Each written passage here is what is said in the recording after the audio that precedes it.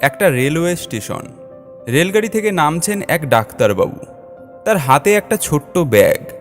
এতটুকু ব্যাগ সহজেই হাতে করে নিয়ে যাওয়া চলে। তবু ডাক্তারবাবু কুলি কুলি বলে চিৎকার করতে লাগলেন। একজন এগিয়ে এলো ডাক্তারবাবুকে সাহায্য করবে বলে। তার পরনে ধুতি, গায়ে মোটা চাদর, পায়ে সামান্য চটি। কুলি এসেছে ভেবে ডাক্তার তার হাতে ব্যাগ তুলে দিলেন। লোকটাও ব্যাগ নিয়ে স্টেশনের বাইরে দাঁড়ানো ডাক্তারবাবুর পালকিতে পৌঁছে দিল। ডাক্তার তাকে 2টি পয়সা দিতে হাত বাড়ালেন। লোকটা বলল, না না, পয়সা দিতে হবে না, আপনি এত ছোট ব্যাগ নিয়ে এত বড় বিপদে পড়েছিলেন দেখে আপনাকে সাহায্য করতে আমি এগিয়ে এসেছি। পয়সা দিতে হবে না? তুমি কেমন কুলি? আমি ঠিক কুলি নই। তুমি কুলি নও? না, আমার নাম ঈশ্বরচন্দ্র শর্মা। লোকে অবশ্য আমাকে বিদ্যাসাগর নামেও ডাকে। ডাক্তারবাবু লজ্জায় মারা যান আর কি।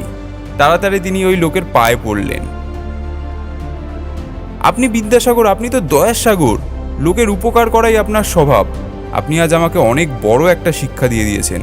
এরপর থেকে আমি নিজের কাজ নিজের হাতেই করব।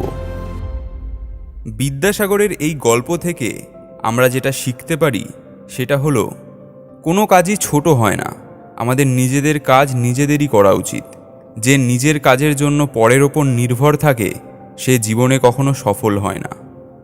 ঈশ্বরচন্দ্র বিদ্যাসাগর ছিলেন এই রকমই।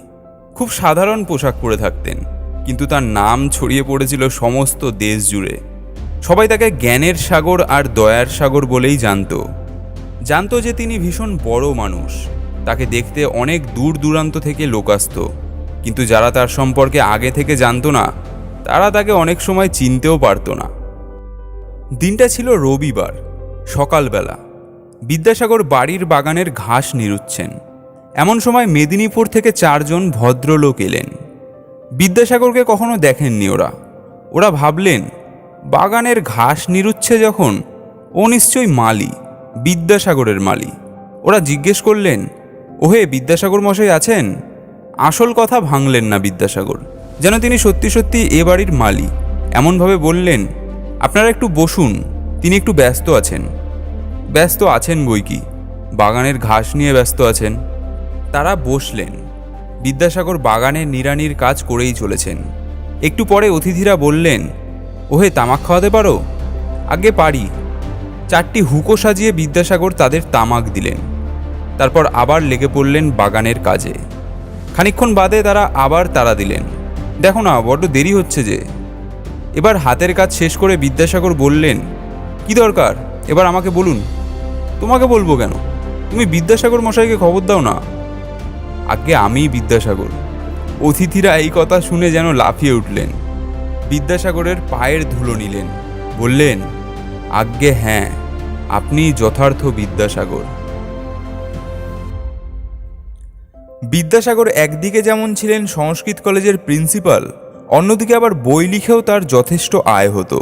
বিদ্যাসাগরকে তখনকার দিনের মিলিনিয়ার বলা চলে। কিন্তু এত টাকা আয় করেও তার পোশাক ছিল অতি সামান্য, একটি ধুতি, চাদর ও একজোড়া চটি। বিদ্যাসাগরকে যারা কখনো দেখেননি তারা অনেক সময় এই ঠেঙো ধুতি পরা ব্রাহ্মণটিকে পালকি বাহক বলে ভুল করতেন। কোনো এক গণ্ডগ্রামের একটা স্কুলে বিদ্যাসাগর আসবেন। মেয়ে পুরুষের ভিড় উপচে পড়ল। সকলেই বিদ্যাসাগরকে একবার দেখতে চান। দুপুর পার হয়ে গেল, বিদ্যাসাগর এখনও এসে পৌঁছলেন না। মাথার উপর রোদের তেজ বেড়ে উঠল, তবু ভিড় কমে না। বিদ্যাসাগরকে একবার চোখে না দেখে কেউ এখান থেকে সরবে না। হঠাৎ শোনা গেল বিদ্যাসাগর আসছেন।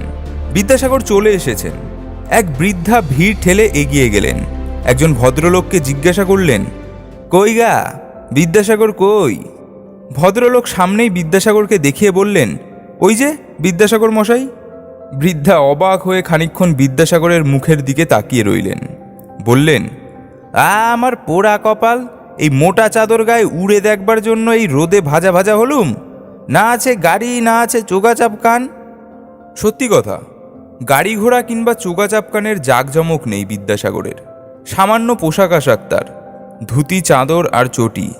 আসলে এই পোশাকই তো ছিল তার দরিদ্র পরিবারে জন্মগ্রহণের প্রতীক, তার দেশের জনসাধারণের দারিদ্র্যের প্রতীক। তার নিজের সমাজে এটাই তো ভদ্রবেশ, তাই তিনি অন্য সমাজের অন্যবেশ পরে আপন সমাজের ও সেই সঙ্গে নিজেকে অবমাননা করতে চাননি। সাদা ধুতি ও সাদা চাদর পরেই ঈশ্বরচন্দ্র সেই সময় যেই সম্মান লাভ করেছিলেন, বর্তমানে আমরা রাজাদের ছদ্মবেশ পরেও নিজেদের সেই গৌরবের কানাকড়িও দিতে পারি না। বিদ্যাসাগর রাজদরবারেও তার এই পোশাক ত্যাগ করার প্রয়োজন মনে করেননি।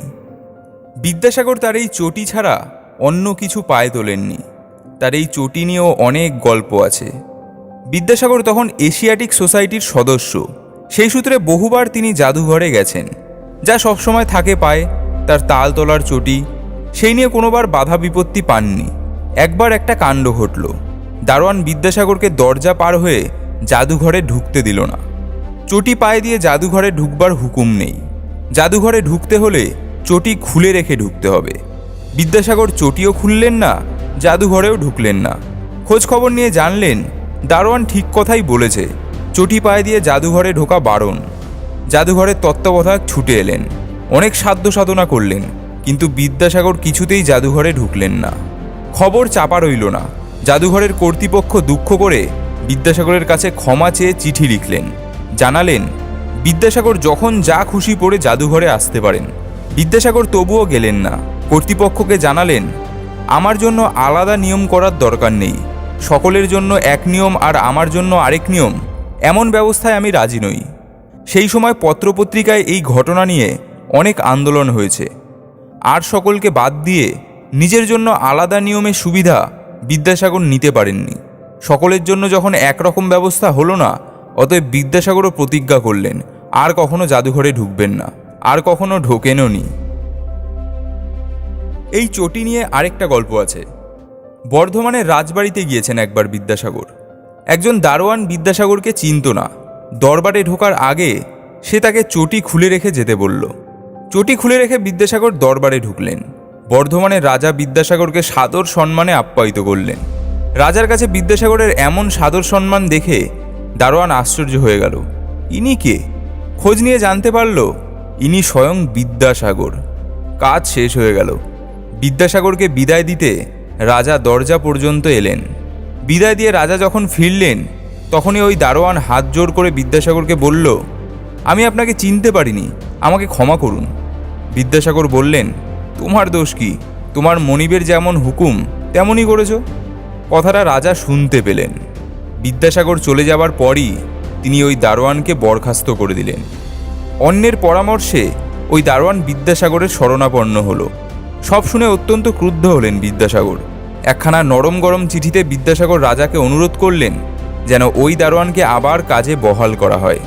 চিঠিতে কাজ হলো। বর্ধমানের রাজা ওই দারোয়ানকে আবার কাজে বহাল করলেন। বিদ্যাসাগরকে নিয়ে আমি আরও ভিডিও বানানোর চেষ্টা করছি। ভিডিওটা ভালো লাগলে একটি লাইক অবশ্যই করবেন, কারণ আপনার একটি লাইক আমাকে পরবর্তী ভিডিও বানানোর জন্য উৎসাহ দেবে। ধন্যবাদ।